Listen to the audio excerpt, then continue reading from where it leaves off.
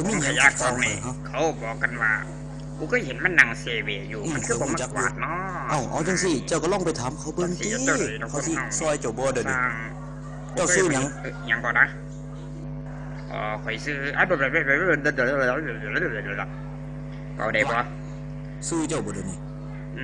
เอาแบบนี้ก็ได้คุยขายกะละมังขายผ้าขายแพร่ขายมวยขายหมาบ่จังสิก็ได้ โอ้ยซื้อเจ้าคือมันยาวตายมันแท้บัดนี้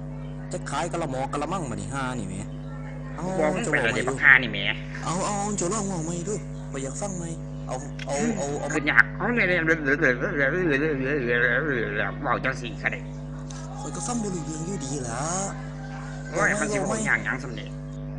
ภาษาว่าบอกจังสิก็ได้ตัว ข่อยก็บ่ฮู้คือ ไม่ เก่า ไม่ ล่ะ เนาะ คือข่อยดีๆข่อยจังส่งไปให้ทีมงานให้เขามาถึก สิว่านั่นได้ต่อเนาะเอาเป็นเอิ้นกูจังสิก็ได้กะละมังซักผ้าซักแพร่ซักผ้าขายหมูขายหมาจังสิก็ได้เด้อ แห้งนักกว่าเก่าแห้งนักกว่าเก่าเลยบัดนี้ซื้อแบบ มันเอิ้นง่ายสิตายตัวสิกูมันเอิ้นง่ายตัวเขาว่าบักหำเอิ้นบักหำดำหำแหล่ได้ตัว